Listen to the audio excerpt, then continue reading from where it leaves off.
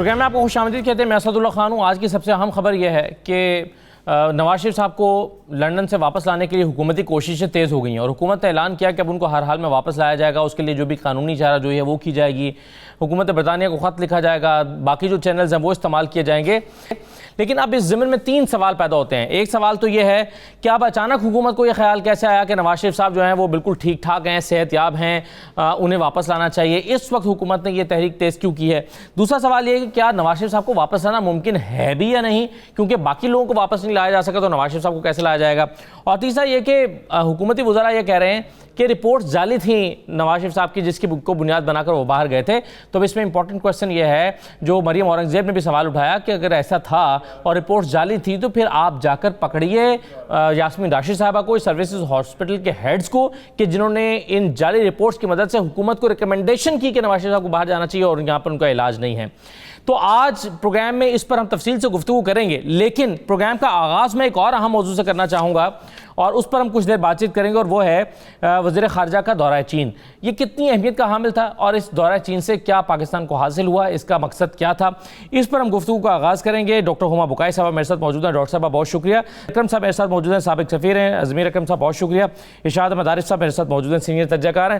تمام مہمانوں کو خوش آمدید. ڈاکٹر ہما بکائی صاحب, سب سے پہلے یہ بتائیے کہ آپ کے خیال میں اس کی اہمیت کیا تھی, کہ یہ کیا سگنیفیکنس تھی اس دورے کی؟ دیکھیے, پہلی بات تو یہ ہے کہ سگنیفیکنس یہ تھی کہ یہ ایک سیریز آف انٹریکشنز ہیں, تو اس میں یہ دوسرا انٹریکشن تھا. تو لارجلی تو جو ہمارے اور چین کے تعلقات کا اقتصادی تھرسٹ ہے اسی کو آگے بڑھانے کی بات تھی, چائنا پاکستان اکنامک کوریڈور اور اس کی ویریس ڈائمینشن. لیکن اس کی اہمیت اس وقت اس لمحے اس لیے بہت بڑھ گئی کہ ایک ری الائنمنٹ ہو رہی ہے مسلم ورلڈ, اور پاکستان میں بالخصوص شاہ محمود قریشی صاحب نے ایک ڈسلیوژنمنٹ کا اظہار کیا تھا مسلم ورلڈ کے کشمیر کے اوپر رسپانس کے حوالے سے. تو جو اس وقت چائنا میں بات چیت ہوئی اس میں ہماری اقتصادی کنورجنس تو ہے ہی اپنی جگہ, لیکن ایسا لگا کہ جو ایک بہت میجر ایشو ہے پاکستان کے لیے کشمیر, جس میں دنیا میں کوئی ملک تحفظات کا تو اظہار کرتا ہے, ریزرویشن کے تو بات کرتا ہے, لیکن نہ تو کوئی انڈیا کو روکتا ہے, نہ کوئی بلا ٹوک کھلا سامنے آ کر کشمیر کے ایشو کو سپورٹ کرتا ہے. وہاں ہمیں ایسا لگا کہ چائنا جو ہے وہ کلی طور پر پاکستان کے ساتھ کھڑا ہے, پاکستان کے پیچھے کھڑا ہے, اور اس نے آج کیٹیگوریکلی کہا کہ جو 5 اگست کا ایکشن ہے یہ انکانسٹیٹیوشنل ہے, ان ایکسیپٹیبل ہے, کشمیر کا ڈسپیوٹڈ اسٹیٹس ہے, UN سیکیورٹی کاؤنسل کے تحت حل ہونا چاہیے. اور نہ صرف یہ, اہم بات یہ ہے کہ یہ جو چائنا کا تھرسٹ ہے, جو انہوں نے شیئرڈ کمیونٹی کی بات کی ہے نا, شیئرڈ کمیونٹی ویژن, یہ صرف پاکستان تک محدود نہیں ہے. اس وقت آپ کو چائنا کا ہاتھ پیچھے نظر آتا ہے نیپال کے بھی. نیپال نے بھی ایک میپ جو ہے وہ جاری کیا ہے, گوگل کو بھی بھیجا ہے اور یونائٹڈ نیشنز کو بھی بھیجا ہے.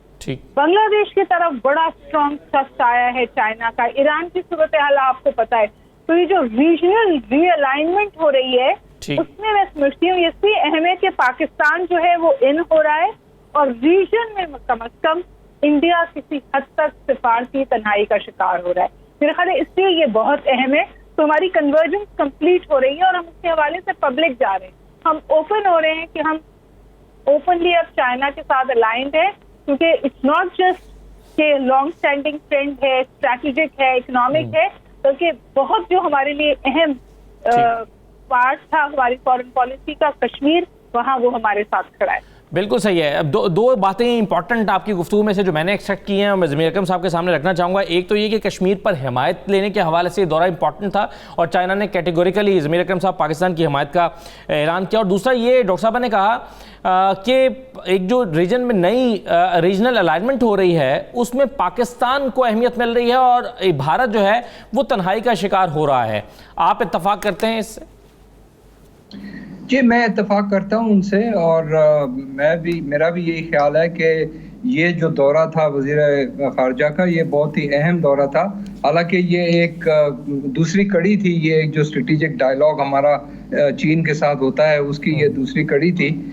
لیکن اس بار کشمیر کے مسئلے پر بہت گہری طرح سے بات چیت ہوئی ہے دونوں ممالک کے درمیان، اور چین نے بھرپور پاکستان کی حمایت کی ہے، کشمیر کے عوام کی حمایت کی ہے۔ ہمیں یاد رکھنا چاہیے کہ چین بھی اس مسئلے میں ایک فریق ہے۔ ہم نے آپ پچھلے گزشتہ کچھ ہفتوں پہلے ہندوستان اور چین کے درمیان میں کشمکش ہوئی ہے لداخ میں، اور اس کی وجہ یہ تھی کہ ہندوستان نے جب کشمیر کا سٹیٹس چینج کیا اور لداخ کو ایک یونین ٹیریٹری بنایا، تو اس کے بارے میں چین نے آبجیکشن ریز کیا، اور انہوں نے وارن کیا تھا ہندوستان کو کہ آپ اگر کسی بھی قسم کے وربل یا گراؤنڈ پر ایکشن لیں گے تو اس کے نتائج ہوں گے آپ، اور وہ نتائج سامنے آ گئے جب ہندوستان کو سامنا کرنا پڑا چین کا لداخ میں۔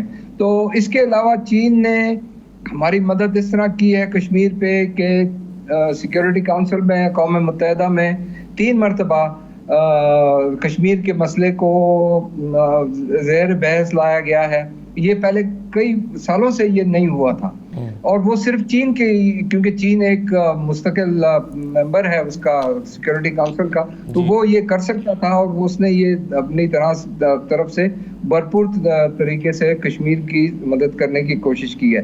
دوسری بات یہ ہے کہ خطے میں ہندوستان نہ صرف نیپال کے ساتھ اور چین کے ساتھ اور ہمارے ساتھ، بلکہ ہم دیکھ رہے ہیں کہ کیونکہ انہوں نے اپنے جو یہ نیشنلٹی سٹیزن شپ لاز کو چینج کیا، اور اس کے اوپر جو دباؤ پڑ رہا ہے آسام میں بنگلہ دیشی لوگوں پر، جو بنگلہ دیش سے لوگ آئے ہوئے تھے، اس کی وجہ سے بنگلہ دیش کے درمیان، بنگلہ دیش اور بھارت کے درمیان بھی کچھ مسئلے شروع ہونے لگ گئے ہیں۔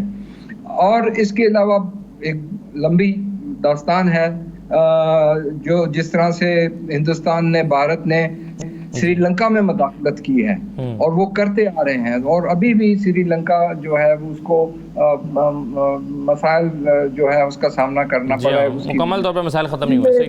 بالکل ٹھیک۔ تو یہ سارا کچھ جو ہے نا، اس کی وجہ سے ہندوستان ایک طرح سے تنا کھڑا ہوا ہے اس برصغیر میں، اور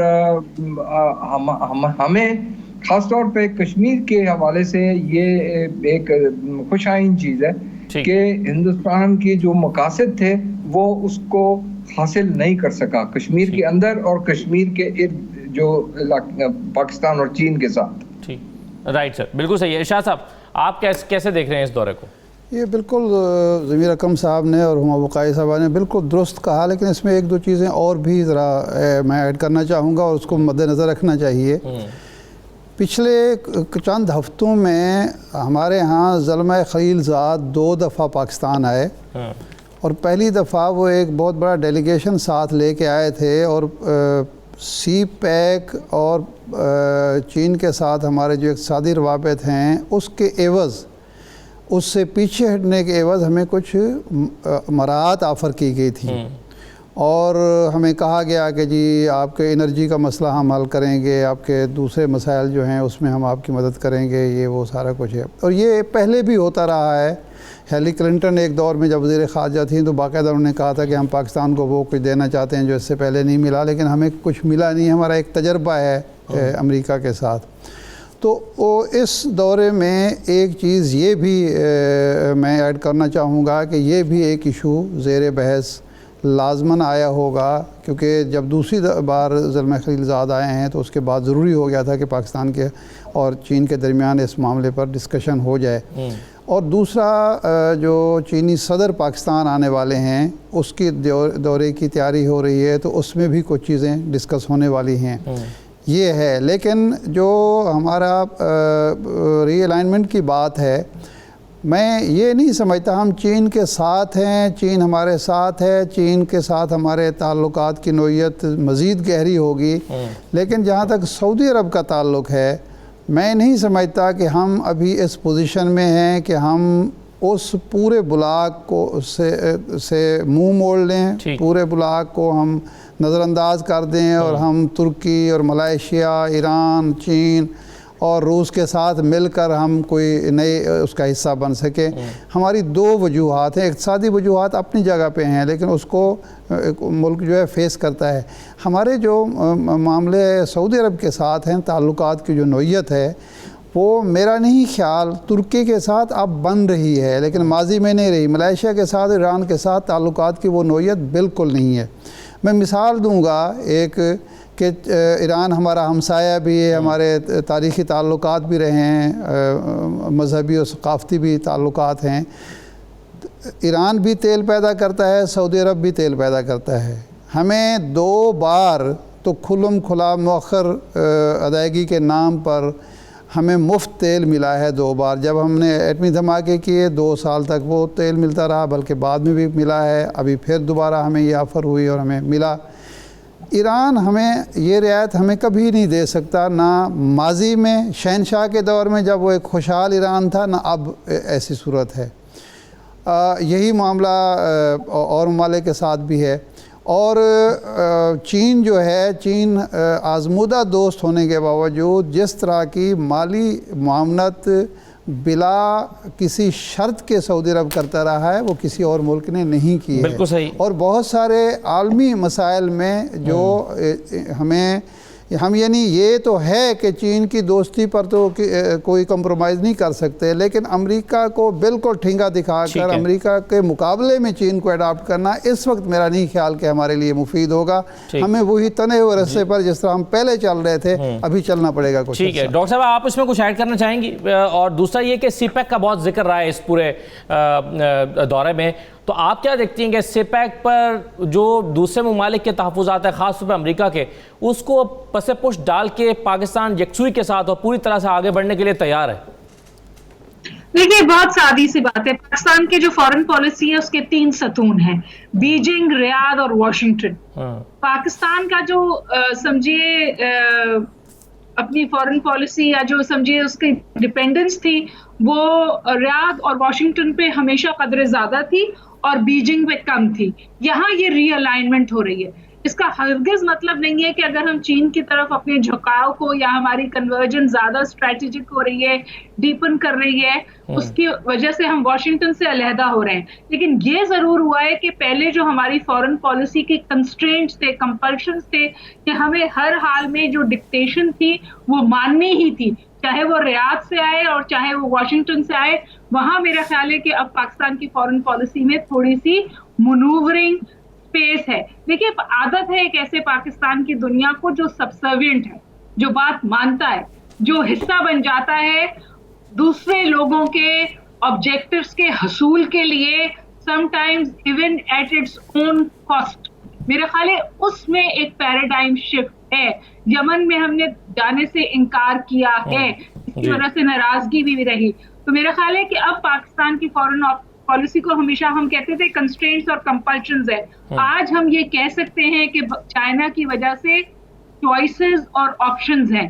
اس کی ہرگز یہ مطلب نہیں ہے کہ واشنگٹن اہم نہیں رہا یا ریاض اہم نہیں رہا. بہت شکریہ. بیجنگ زیادہ اہم ہو گیا ہے. جی بہت شکریہ ڈاکٹر ہما صاحبہ. ضمیر اکرم صاحب ایک مختصر بریک لیتے ہیں، بس آتے ہیں اور دیکھتے ہیں کہ نواز شریف صاحب کو واپس لانے کے لیے کیسے حکومت اس کو پاسبل بنائے گی، کیا کرے گی، کیسے قدم اٹھائے گی، اور ایک سیاسی طور پر ہلچل تو ہم دیکھ رہے ہیں، اس کا نتیجہ کیا نکلے گا. ایک بریک لیتے ہیں، بریک کے بعد واپس آتے ہیں.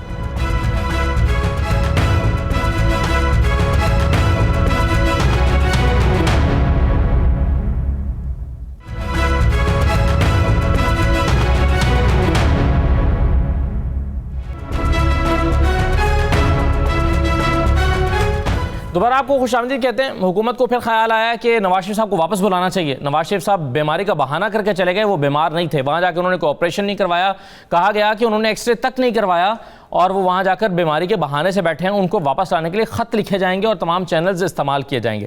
یہ اس وقت خیال کیوں آیا حکومت کو، اور کیا یہ ممکن ہوگا اب حکومت کے لیے کہ وہ نواز شریف صاحب کو واپس لا پائیں؟ میرے ساتھ اس وقت چودھری جعفر اقبال صاحب موجود ہیں، پاکستان مسلم لیگ نون کے رہنما ہیں. بہت شکریہ جعفر اقبال صاحب. میرے ساتھ عارف چودھری ایڈوکیٹ صاحب موجود ہیں، قانونی پہلوؤں پہ بات کریں گے. بہت شکریہ عارف چودھری صاحب. اور ارشاد احمد عارف صاحب ہمارے ساتھ موجود ہیں. ارشاد عارف صاحب، یہ اس وقت ٹائمنگ کیوں امپورٹنٹ ہے آپ کے خیال میں؟ اس وقت کیوں خیال آیا حکومت کو اچانک کہ اب بلایا جائے مطلب یہ خیال 2 مہینے پہلے بھی آ سکتا تھا. کیا کورونا میں حکومت الجھی ہوئی تھی, کچھ اور چیزوں میں مصروف تھی, یا اب انہیں جا کر یقین ہوا ہے کہ جناب یہ بیمار نہیں ہے, بہانہ کر کے چلے گئے؟ دیکھیں, یہ اس پہ بات کرنے سے پہلے پچھلے موضوع بات ہو رہی تھی. ہما وقائی صاحب نے کہا کہ پاکستان اس سے پہلے وہ ملک تھا جو بات مانتا تھا واشنگٹن اور ریاض کی, اور اب تھوڑا سا ہم اس سے, ایسی بات نہیں ہے. پاکستان جب باقاعدہ سیٹو سینٹو کا حصہ تھا اس وقت بھی اس نے کئی مواقع پر اور بعد میں بھی اپنے دوستوں کی, خاص طور پر امریکہ کی بات رد کی ہے. 2-3 بڑی مثالیں ہیں. عراق ایران جنگ میں امریکہ بھی چاہتا تھا اور پورا عالم عرب چاہتا تھا کہ ہم عراق کا ساتھ دیں, ہم نے ساتھ نہیں دیا, ہم غیر جانبدار رہے, بلکہ بعد میں ہم سے گلہ یہ ہوتا رہا کہ ہمارا جھکاؤ ایران کی طرف تھا. یہ جب مشرف کے دور میں عراق پر حملہ ہوا, امریکہ نے پورا زور لگا لیا کہ ہم اس کا حصہ بنیں, ہم نے انکار کیا. اور بھی کئی مواقع ہیں. تو ایسی بات پہلے بھی نہیں تھی.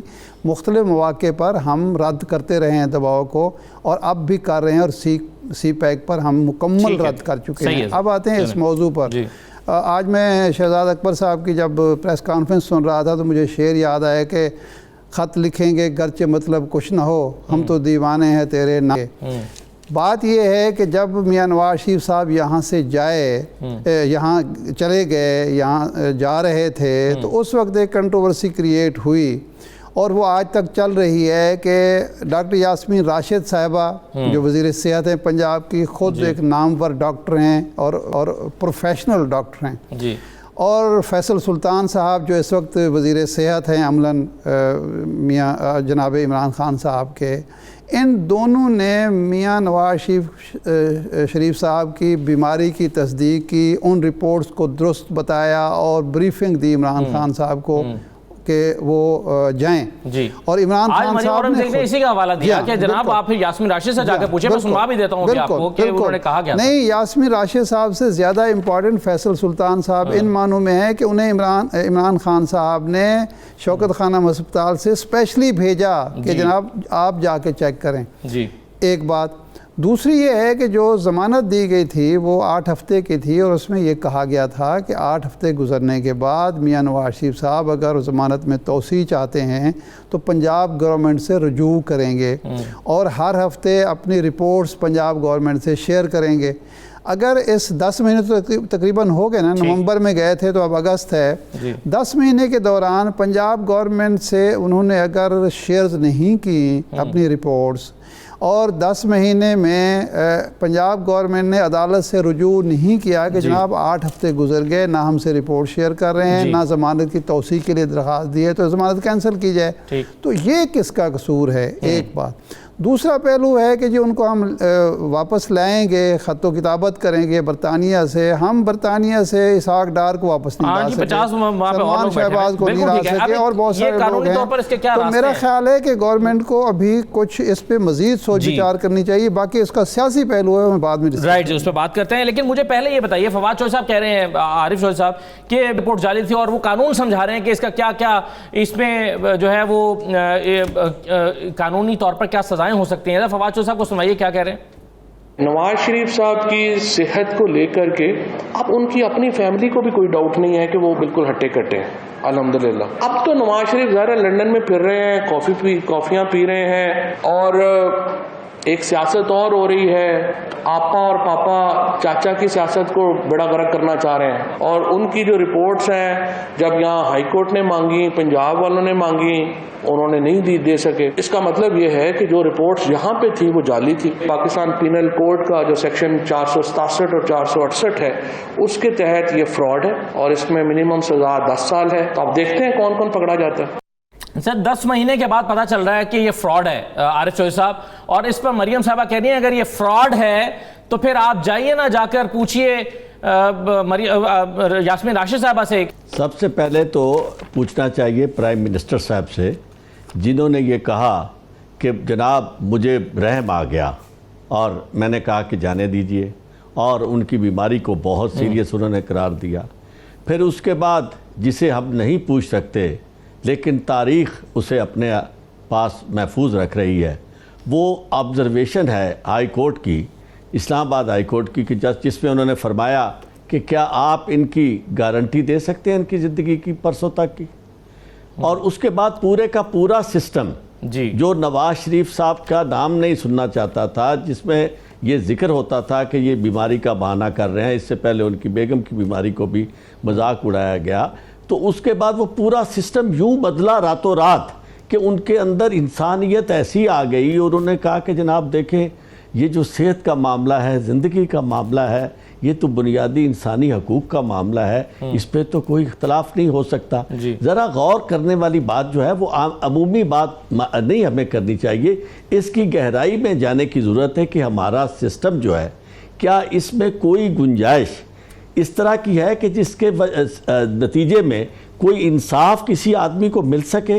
آپ کو 101 سالہ بوڑھا جو ہے جو جیل میں مرتا ہے ایڑیاں رگڑ رگڑ کے، اور جس کی بیماری انفرمٹی جو ہے 101 سال اس کی عمر ہونا جو ہے وہی کافی ہے، اور اس کی بیل جو ہے اسی گراؤنڈ پہ ہوتی ہے، اسٹیچوٹری گراؤنڈ ہے یہ کہ جناب جو بیل کی یہ پروویژن ہے کہ اگر وہ انفرم ہے، بیمار ہے، اسے دی جاتی ہے، اسے نہیں دی گئی، وہ جیل کے اندر سبتا ہے، اور پھر یہ سزا یافتہ جو ہے وہ آپ ہائی کورٹ میں جاتا ہے تو ہائی کورٹ اس کے لیے بہت نرم گوشہ رکھتی ہے، اور پھر رپورٹس جو ہیں ساری کی ساری، اس کا مطلب یہ ہوا کہ آپ کے ڈاکٹر جو تھے وہ بھی مینیورڈ تھے۔ اگر رپورٹ یہ جو 467 کی بات کر رہے ہیں، 468 کی بات کر رہے ہیں، تو یہ اس سے زیادہ کارروائی تو خلاف ہوگی پرائم منسٹر کے خلاف اور یاسمین راشد صاحبہ کے خلاف، اور وہ جس کا فیصل کی یہ بات کر رہے تھے وہ ان کے خلاف کارروائی ہوگی۔ آپ اس سارے عمل کو اگر غور کریں گے تو یہ دیکھیں کہ یہ ایسے لگتا ہے کہ سارا کچھ کیا، کسی کے کہنے پہ کیا، دباؤ میں کیا، جو بھی تھا کرنے کے بعد چونکہ جب پریشر اور آتے ہیں اور کوئی کام اور ہو نہیں سکتا پھر اسی طرف بڑھتے ہیں۔ آج اس بات کے کوئی معنی نہیں ہے کہ نواز شریف صاحب جو تھے ان کی رپورٹس جعلی تھیں یا ان کی اصلی تھیں، نواز شریف صاحب جو ہے وہ باہر صحت مند پھر رہے ہیں یا غیر صحت مندانہ۔ اصل بات یہ ہے کہ جو جیل ان کی جو بیل قانونی پہلو، ان کی بیل تو آلریڈی کینسل ہو چکی، ان کو تو اشتہاری ڈکلیئر کیا جا چکا، چونکہ یہ ذمہ داری عدالت نے لگائی تھی، ممکن ہے سر چینل کیا ہے، راستہ کیا ہے، انہیں کیسے واپس لایا جا سکتا ہے؟ رابطہ کرنا ہے، کیسے واپس لایا جا سکتا ہے؟ واپس لانا ممکن ہے؟ انہیں اسی طرح واپس لایا جائے گا جس طرح اسحاق ڈار کو لایا ہے، اور اسی طرح جس طرح باقی کو لا رہے ہیں۔ تو پھر اس میں یہ سوال پیدا ہوگا کہ اگر حکومت کو بھی یہ پتہ ہے، گئے تھے وہ یا جن کے، بالکل صحیح ہے سر، یہ اس کا جواب تو میں بھی پھر شاہ صاحب سے لوں گا کہ اگر حکومت کو پتہ ہے کہ واپس نہیں لایا جا سکتا وہ یہ ایکٹیویٹی کیوں کر رہی ہے؟ لیکن بالکل صحیح ہے۔ مجھے ایک چیز چودھری صاحب بتائیے گا، اس کے علاوہ پھر اور کیا کرنے کے لیے ہے؟ جی چودھری جعفر اقبال صاحب، مجھے سر یہ بتائیے کہ علاج کرانے کے لیے گئے تھے، علاج کروایا بھی ہوگا انہوں نے، ڈاکٹر سے کنسلٹ بھی کیا ہوگا، میڈیسنز لے بھی رہے ہوں گے، لیکن اس کے بعد ان کی طبیعت بہتر ہو گئی۔ وہ آپریشن ایک ہونا تھا، وہ آپریشن نہیں ہوا، جس کی وجہ سے شباشی صاحب واپس نہیں آتے، وہ کہہ رہے تھے کہ جی آپریشن ہوگا تو میں واپس آؤں گا۔ پھر کہا گیا مریم صاحبہ جب وہاں جائیں گی تو آپریشن ہوگا، ادروائز وہ آپریشن نہیں کروائیں گے، اس طرح کی باتیں بھی ہوئیں۔ ثناء اللہ کہہ رہے تھے کہ بس اگلے ہفتے میں آپریشن ہے، وہ نہیں ہوا، لیکن بہرحال ہو سکتا ہے انہیں ضرورت نہ پڑی ہو، طبیعت بہتر ہو گئی ہے۔ آپ نہیں سمجھتے کہ اگر ان کی طبیعت بہتر ہو گئی ہے تو ان کو خود آ کر عدالت کو فیس کرنا چاہیے؟ اگر طبیعت خدا نخواستہ خراب ہو یا اسکیجولڈ اپوائنٹمنٹ ہو ڈاکٹر سے تو 2 مہینے کے بعد یا 1 مہینے کے بعد دوبارہ جا سکتے ہیں، کیوں واپس نہیں آ رہے ہیں؟ ان کی طبیعت بہتر ہو گئی ہے اس کے باوجود۔ بسم اللہ الرحمن الرحیم، بہت شکریہ۔ پہلے تو مجھے خوشی ہے میاں محمد نواز شریف کو، اور مجھے صرف نہیں، آپ پاکستان بھر کا سوشل میڈیا اٹھا کے دیکھ لیں، جب میرا قائد باہر نکلتا ہے گھر سے اور اس کی کوئی جھلک دیکھنے کو ملتی ہے، چاہے وہ کافی پیتے ہو یا وہ چہل قدمی کے لیے نکلے ہوں، تو لوگوں کو کتنی خوشی محسوس ہوتی ہے۔ ہاں کچھ لوگ ہیں جن کی پریشانی میں اضافہ ہوتا ہے، تو وہ بیچارے جن کی پریشانی میں اضافہ ہوتا ہے، وہ جناب وزیر اعظم ہوں، شبلی فراز صاحب ہوں، یا آج کی فواد صاحب کی پریس کانفرنس ہو، ان بیچاروں کے علاوہ ان کے پاس پریشانی کے علاوہ ہے کچھ نہیں۔ ان کی کابینہ کے خود اجازت دینے کے بعد، وزیر اعظم کے کہنے کے بعد، اور میں انہی چیزوں کو دوبارہ دہراؤں گا کہ عمران خان صاحب نے اپنی مرضی کے ڈاکٹر بھیجے کہ جائیے دیکھ کے آئیے۔ نیب کی کسٹڈی میں تھے جناب نواز شریف، اور وہاں سے انہیں سروسز ہاسپٹل بھیجا۔ اگر آج سوالیہ نشان ہے بقول شبلی فراز صاحب کے اور بقول فواد صاحب کے، تو یہ دونوں کیبنٹ ممبر تھے، ان کی رائے شامل ہے انہوں نے فیصلہ کیا. آج ان کو پریشانی کون سی لاحق ہے اور آج کیوں یہ اتنے ایک تصویر کی وجہ سے پریشان ہیں؟ میاں نواز شریف صاحب کی صحت پہلے سے بہتر ہے. وہ علاج، وہ آپریشن، وہ جو ہونا تھا کیوں نہ ہوا؟ اس لیے کہ کرونا کی وبا کی وجہ سے، آپ کو بھی معلوم ہے، مجھے بھی، یہاں میرے اور آپ کے ارد گرد بھی جتنے ہاسپٹلز ہیں انہوں نے روٹین کے پروسیجرز روک دیے. اب بہتری آئی ہے اور آپ کے پاس 4-6 خبریں ایسی ہیں سوشل میڈیا پہ کہ پچھلے 2-3 ہفتوں میں میاں نواز شریف صاحب نے 2-3 دفعہ کلینک وزٹ کیا اور اپنے ڈاکٹر سے ملے اور وہ ڈاکٹر ان کا علاج کر رہے ہیں. مجھے اور بہت سارے پاکستانیوں کو اس بات کی خوشی ہے کہ میاں نواز شریف صاحب روبہ صحت ہو رہے ہیں، اور وہ خوشی اس لیے بھی ہے کہ میری ضروریات 5 سال جس سسٹم کے تحت پوری ہوئیں وہ سسٹم میاں محمد نواز شریف نے چلایا. خوشی اس لیے بھی ہے کہ میرے گھر جو روشن ہوئے وہ میاں نواز شریف کی پالیسی کی وجہ سے ہوئے. خوشی اس لیے ہے کہ میرے ملک کو جو انفراسٹرکچر ملا، میں آج اگر سہولت سے، آپ جو تینوں احباب بیٹھے ہیں موٹر ویز پہ سفر کرتے ہوں گے، شاید چاہتے ہوئے یا نہ چاہتے ہوئے، یا دل میں آپ بھی نواز شریف زندہ باد کا نعرہ لگاتے ہوں گے، تو وہ سارے پاکستانی جن کو سستی گیس ملی، جن کو روزگار ملا، جن کو محفوظ پاکستان ملا، جن کو مستحکم پاکستان ملا، وہ میاں نواز شریف صاحب کو صحت مند دیکھ کے خوش ہوتے ہیں. جو پریشان ہونے والے ہیں ان کی پریشانی کیا ہے؟ ان کی پریشانی یہ ہے کہ جب وہ کوٹ لکھپت جیل کے اندر تھے تب بھی وہ پریشان تھے. وہ کیوں پریشان تھے؟ کہ جمعرات کو ہم اکٹھے ہوتے تھے، ہم اپنے قائد کا چہرہ دیکھ کے چارج ہو جاتے تھے. ہمارے قدم، ہماری آواز، ہمارا سیاسی لب و لہجہ تباہ نہ ہو جاتا تھا. نواز شریف صاحب کو آپ، وہ جو میرا بنیادی سوال تھا کہ واپس نہیں آنا چاہیے، ہم تو چارج ہوئے، ہم تو ان کی وہ تصویر دیکھ کے بھی چارج ہوئے. لیکن حکومت وقت کیا پچھلے 10 ماہ سے سو رہی ہے؟ کیا جتنے ادارے ہیں وہ اپنا کام نہیں کر رہے؟ کیا راتوں رات ان کو، کیا 2 وزیر ایک دن میں پریس کانفرنس کر رہے ہیں اور یہ اس بات سے پریشان ہو گئے ہیں؟ اور میں بطور سیاسی ورکر، میاں نواز شریف کا نمائندہ، پارٹی کا نمائندہ، یہ ایشور کرتا ہوں کہ آپ ہماری بیماری کا بھلے مذاق اڑائیں. بیگم کلثوم صاحبہ کی بیماری کے اوپر بھی یہی باتیں کی گئی، لیکن میاں نواز شریف واپس آئے گا. وہ پہلے بھی عدالتوں نے بلایا اور آیا. اگر آمروں سے ٹکرایا تو میاں نواز شریف ٹکرایا، آمرانہ سوچ سے ٹکرایا تو میاں نواز شریف ٹکرایا. اور آج گلی کوچے میں آپ جا کے دیکھیں، ہر شخص یہ کہتا ہے کہ میاں نواز شریف سچ کہتا تھا. یہ جو مینڈیٹ چوری ہوا اور ووٹ کی عزت کو پامال کیا گیا، اور یہ جو نکمے اور نااہل آپ نے لا کے بٹھائے ہیں، کیا اثر کر دیا ہے؟ آپ غریب آدمی کے منہ سے نوالا بھی چھین رہے ہیں، آپ بجلی بھی چھین رہے ہیں، آپ گیس. صحیح ہے سر، بالکل ٹھیک ہے. چلیں، آپ کی بات، آپ کا پوائنٹ آ گیا، لیکن اس میں مسئلہ سر یہ ہے کہ ایک چیز میں چوہے صاحب مجھے اب موقع دیجیے گا. ارشاد صاحب، مسئلہ یہ ہے کہ نواز شریف صاحب گئے تھے، صحت خراب تھی، اجازت مل گئی، صحت ٹھیک ہوئی تو انہیں واپس آنا چاہیے. یہ ایک سادہ سی بات ہے. مجھے اب یہ بتائیے، واپس آنے کا امکان نہیں لگ رہا، لیکن پی ٹی آئی یہ چاہتی ہے، حکومت یہ چاہتی ہے ان کو واپس لایا جائے. یہ ایکٹیویٹی ایک دن میں 2 پریس کانفرنسز اس وقت، اس سے کیا فائدہ حاصل کرنا مقصد ہے؟ دیکھیں، 2 چیزیں مجھے تو نظر آ رہی ہیں. نمبر 1 تو یہ ہے کہ 1 ستمبر کو میاں صاحب کی اپیل لگی ہے اسلام آباد ہائی کورٹ میں.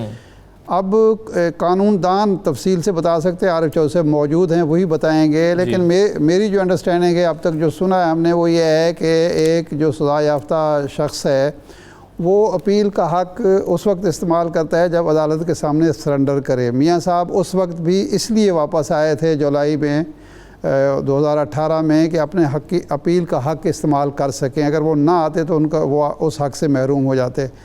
تو لگتا یوں ہے کہ حکومت کا خیال ہے کہ اپنا اپیل کا حق یا اس میں حاضری عدالت میں، اگر عدالت نے کہہ دیا، کیونکہ اگلے دن جب یہ گئے تھے ایک کیس میں، توشہ خانہ کیس میں غالباً اسلام آباد ہائی کورٹ کے پاس، تو انہوں نے سب سے پہلے سوال کیا کہ میاں صاحب کہاں ہیں اور میاں صاحب کا اس وقت سٹیٹس کیا ہے، کیا وہ ضمانت پر ہیں؟ ضمانت تو 8 ہفتے کی تھی، اگر نہیں ہے تو پھر مفرور ہیں، اشتہاری ہیں. جب یہ سوالات ہوئے تو میاں صاحب نے وہ اپنی اپیل واپس لے لی، وہ جو درخواست دی ریٹ کی تھی. تو اس کا مطلب یہ ہے کہ حکومت کا خیال ہے کہ شاید میاں نواز شریف پابند ہوں واپس آنے کے. اپنے جو کیس چل رہا ہے، سماعت ہونے والی ہے اپیل جو انہوں نے کی ہوئی ہے العزیزیہ میں اور دوسرے کیس میں، تو بجائے اس کے کہ جس طرح چودھری صاحب کہہ رہے ہیں کہ 2018 میں بھی وہ خود رضاکارانہ طور پر آئے، اسی طرح وہ ظاہر بات ہے پارٹی کو حق ہے ان لوگوں کو سیاست کرنے کا، وہ کہیں کہ دیکھیں جی ہم تو قانون کے سامنے قانونی اس کے تحت واپس آ گئے ہیں اور جیل کا سامنا کرنے کے لیے آئے ہیں، تو حکومت یہ چاہتی ہے کہ اگر وہ واپس آئیں تو وہ ہماری کوششیں نظر آئیں کہ ہم ان کو واپس لے کے آئیں۔ ایک تو وجہ یہ نظر آ رہی ہے۔ دوسری وجہ جو نظر آتی ہے کیونکہ وہ اب سیاسی طور پر ایکٹیو ہو گئے ہیں، تو جو انڈرسٹینڈنگ موجود تھی جس کی وجہ سے میاں نواز شریف صاحب اتنا عرصہ خاموش رہے 10 مہینے تک، مریم نواز صاحبہ اتنی خاموش رہیں کہ انہوں نے ٹویٹر کا استعمال ہی چھوڑ دیا، تو اب وہ جو انہوں نے رابطے شروع کیے ہیں تو اس کا مطلب یہ ہے کہ وہ انڈرسٹینڈنگ ٹوٹ رہی ہے یا ٹوٹ چکی ہے، اور پھر حکومت یا جو بھی لوگ ہیں اس انڈرسٹینڈنگ میں شریک تھے ان کا خیال ہے کہ اگر ٹھیک ہے پھر ایسے تو ایسے ہی صحیح، اگر آپ نے اس انڈرسٹینڈنگ کے تحت اس کی پابندی نہیں کرنی، آپ نے پھر مرضی کرنی ہے تو پھر آ کے جیل میں آئیں اور جیل میں بیٹھ کے اپنی مرضی کریں، باہر بیٹھ کے مرضی نہ کریں کم از کم۔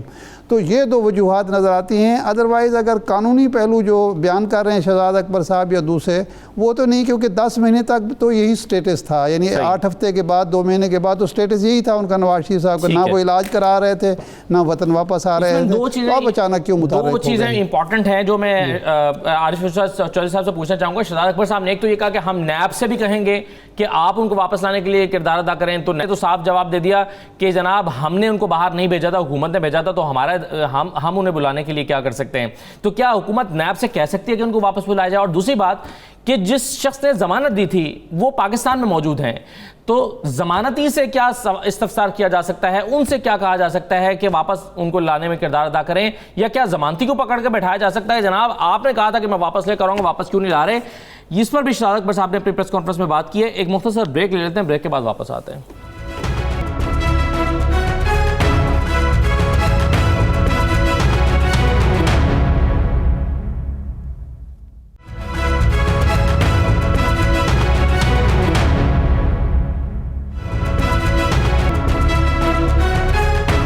دوبارہ خوش آمدید کہتے ہیں آپ کو عارف چودھری صاحب۔ ایک تو شہزاد اکبر صاحب نے کہا کہ ضمانتی شہباز شریف سے پوچھا جائے گا کہ جناب آپ نے ضمانت دی تھی، بندہ واپس کیوں نہیں آ رہا؟ کیا کہا تھا شہزاد اکبر صاحب نے آج پریس کانفرنس میں؟ سن لیجئے۔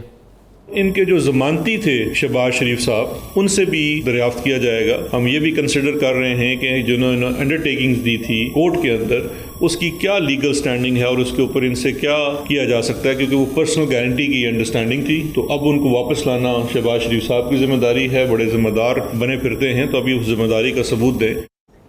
اچھا عارف چودھری صاحب، ضمانتی کی ذمہ داری اب کیا ہوتی ہے؟ کیا ضمانتی سے پوچھا جا سکتا ہے کہ واپس نہیں لائے، اور کیا ان کو فیس کرنا پڑ سکتا ہے نواز شریف کا واپس نہ آنا، شہباز شریف کو؟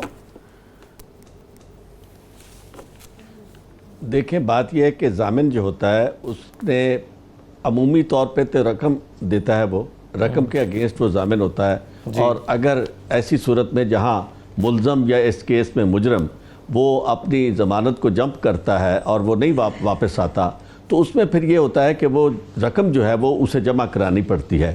اس کیس میں رقم تو کوئی رکھی نہیں گئی، اس میں ذاتی طور پر ان کے ایفیڈیوٹ کو قابل یقین سمجھا گیا ہے، تو اس میں انہی کو ہی پکڑا جائے گا کہ وہ اس کو پیش انہیں کریں۔ اس کی وجہ یہ ہے کہ جو بھی کنڈیشن اس بیل کی وہ ساری کی ساری فل آؤٹ ہو گئی، انہیں طلب کیا جائے گا اور انہیں کہا جائے گا کہ آپ انہیں پیش۔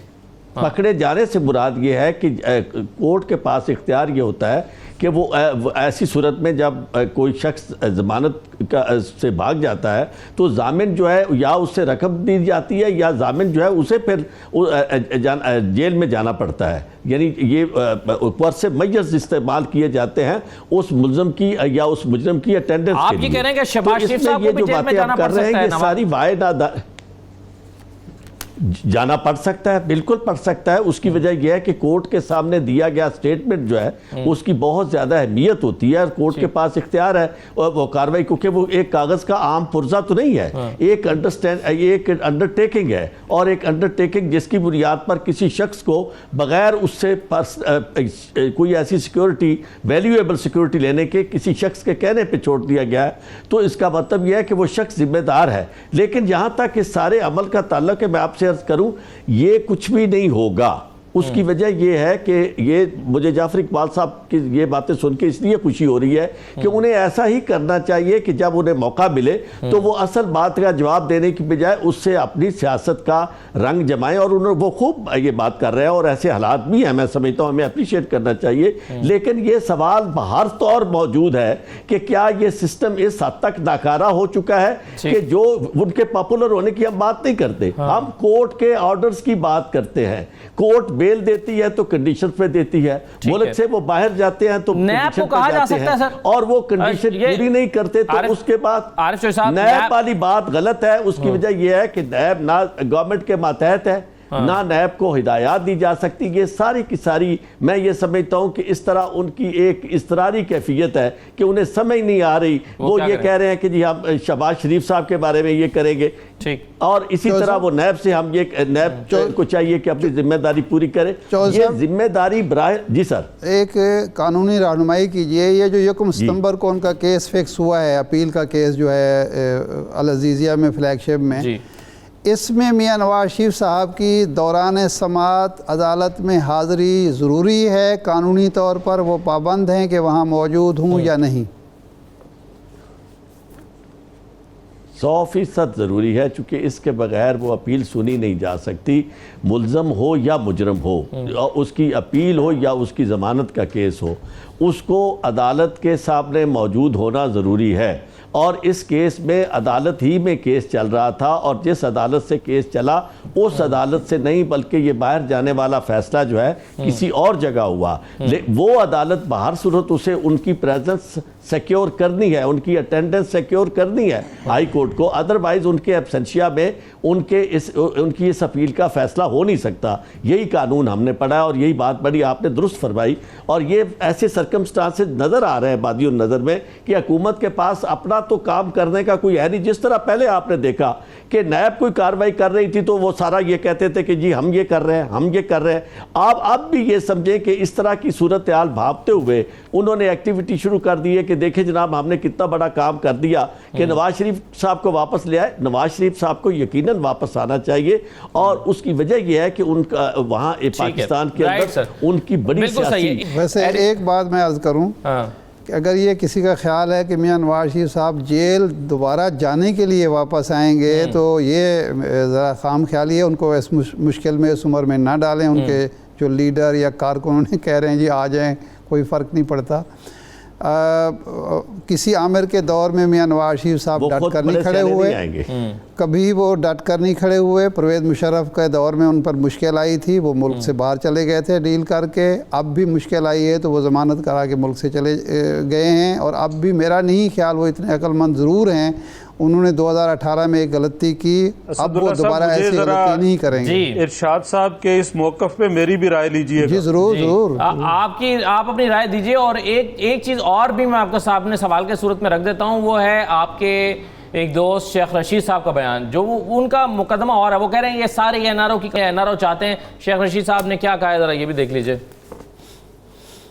دونوں پارٹیاں این آر او کی تلاش میں ہیں. عمران خان کچھ بھی کر سکتا ہے، کچھ بھی کر سکتا ہے، اس کو این آر او نہیں دے گا. جو آگے ہی پچھتا رہا ہے جو نواز شریف چلا گیا. نواز شریف اتنا بولا نہیں ہے کہ شہباز شریف والی وہ غلطی کرے گا. شہباز شریف کی ایک قربانی اس کے لیے کافی ہے. یہ مردہ اپوزیشن عمران خان کا کچھ نہیں بگاڑ سکتی. اگر نکلے گی بھی تو تھکے گی اور تھک جائے گی. یہ تھکی ہوئی اپوزیشن عمران خان کا کچھ نہیں بگاڑ سکتی. جی چوئی صاحب. پہلے شیخ رشید صاحب سے شروع ہو جاتے ہیں. جی شیخ رشید صاحب کی باتیں توجہ ہٹانے کے لیے تو ہو سکتی ہیں. جہاں تک وہ کہہ رہے ہیں Imran Khan N R O نہیں دے گا، اب تو عمران خان کو این آر او چاہیے ہوگا کہ وہ اس نے جو حالت بنا دی ہے ملک کی، کیا عوام اسے این آر او دیں گے؟ کیا عوام شیخ رشید صاحب کو این آر او دیں گے؟ کیا عوام اسد عمر صاحب کو این آر او دیں گے؟ کیا عوام ان کی کسی ایک بات پر بھی جو حالت کر دی ہے جو ان کو این آر او دیں گے؟ رہی بات کہ وہ نہیں دے گا تو شیخ رشید صاحب یہ بتا دیتے کہ جہانگیر ترین جو ہے وہ کیسے گیا ہے. شیخ رشید صاحب یہ بتا دیتے کہ ظفر مرزا صاحب جو اسپیشل اسسٹنٹ تھے ہیلتھ پہ، وہ ماسک چوری اور انڈیا سے مہنگی دوائیاں منگانے کے اسکینڈل میں کہاں گئے اور ان کے ساتھ کیا بنا؟ ان سے پہلے جو وزیر صحت تھے کیانی صاحب، ان کا کیا بنا؟ ان کو کس نے پوچھا؟ ذرا چینی چوروں کے این آر او کا بتا دیتے، آٹا چوروں کے این آر او کا بتا دیتے۔ ایک این آر او یہ دینے جا رہے تھے 200-250 ارب کا بجلی کے ان کارخانوں کو، جو عدالت نے بعد میں فیصلہ کیا کہ نہیں ریکور کریں، وہ این آر او نہیں دینے دیا عدالت نے۔ عمران خان صاحب کے بس اختیار میں کچھ نہیں ہے۔ جو بندہ آٹا اور چینی کی قیمت کنٹرول نہیں کر سکتا، جس کے وزراء بقول ابھی جو ولید اقبال صاحب آئے تھے کہ وہ ان کی ذاتی رائے ہے، پارٹی کی رائے نہیں ہے، جس وزیر اعظم کے وزراء پارٹی کی رائے کے ہٹ کے اپنا موقف دیتے پھر رہے ہو میڈیا پہ، اور وہ میڈیا ٹاک بنی ہو، یہ بات تو ٹھیک ہے، وزیر اعظم کے پاس آپ کا اعتراض این آر او کا اختیار ہوگا۔ یہ ہم باقی پارٹیز میں بھی دیکھتے ہیں، ویسے مسلم لیگ نون میں بھی اب ذرا سنیے، آپ کے ایک لیڈر کہتے ہیں کہ جی ارشاد عارف صاحب نے کہا، سن لیجئے نا، دوسرے کہتے نہیں حکومت کو ہم ہٹانا نہیں چاہتے۔ سن لیجئے ایک منٹ، آپ کے سوالات میرا جواب، کہ ارشاد عارف صاحب نے کہا کہ جی نواز شریف کسی عامر کے سامنے نہیں ڈٹ رہا۔ آپ ذرا وہ جرنیل صاحب کی کتاب نکالیے کہ پرائم منسٹر ہاؤس پر 1999 میں قبضہ کرنے کے بعد جب یہ کہا گیا کہ استعفیٰ دو، اسمبلیاں توڑو، کون ڈٹا تھا؟ کس نے ہتھ کڑیاں لگوائی تھی؟ کون اٹک کے قلعے میں گیا تھا؟ کس کو جو ہے وہ زمین پہ بیٹھ کے جس کے خلاف ہائی جیکنگ کا مقدمہ بنایا تھا؟ کس کو اس ملک سے نکالا گیا تھا؟ کس کے گھر کو سوشل جو ہے وہ ڈپارٹمنٹ کا آفس قرار دیا گیا تھا؟ کس کے کاروبار کو لپیٹا گیا تھا؟ کون تھا وہ؟ میاں نواز شریف تھا۔ ہاں، میاں نواز شریف جو ہے وہ آج زندہ ہے، کھٹکتا ہے لوگوں کی آنکھوں میں، تو بالکل یہ پھر پرویز مشرف صاحب کو وردی اتارنے پہ کس نے مجبور کیا؟ ملک کے اندر انتخابات کا سلسلہ آگے کیسے چلا؟ میاں نواز شریف کی وجہ سے چلا، اور پھر بہت قربانیاں سر ان کی واپس آنا چاہیے۔ چودھری صاحب مہربانی کریں، جب وردی اتاری ہے پرویز مشرف نے تو میاں صاحب ملک میں ہی نہیں تھے، وہ بعد میں تشریف لائے تھے، آپ اس طرح تو نہ کریں نا کم از کم۔ اور جب وہ جدہ گئے تھے تو وہ کسی نے نکالا نہیں تھا، وہ باقاعدہ معاہدے پر دستخط کر کے 10 سال کے معاہدے پر دستخط کر کے گئے تھے۔ تو وہ تاریخ جو ہے اس کو درست رہنے دیں، باقی ٹھیک ہے آپ کے لیڈر ہیں، آپ جو کہنا چاہیں کہیں، آپ کو حق حاصل ہے۔ جب کیانی صاحب آرمی چیف بنے، شاہد عارف صاحب ذرا ایک منٹ رکیے، جب کیانی صاحب آرمی چیف بنے تو تب میاں نواز شریف صاحب کہاں تھے؟ تب زرداری صاحب کی حکومت نہیں تھی کیا؟ نہیں تھی تب مسلم لیگ نون کی پنجاب میں حکومت نہیں سر، نہیں تھی نا، یہی تو آپ کو علم نہیں ہے کہ وہ 3 نومبر کو 2007 میں بنے ہیں میاں صاحب، تو اس کے بعد الیکشن کمپین کے لیے تشریف لائے ہیں۔ پرویز مشرف نے جو آرمی چیف کا عہدہ چھوڑا ہے، آرمی چیف کا عہدہ انہوں نے جب چھوڑا، آپ نے وردی اتارنے کی بات کریں، اس وقت میاں صاحب اور نہیں تھی اس میں۔ چلیں اس پر مزید بات ہو سکتی ہے۔ بہرحال بہت شکریہ تمام کا پروگرام میں شرکت کرنے کے لیے، اجازت دیجیے، اللہ حافظ۔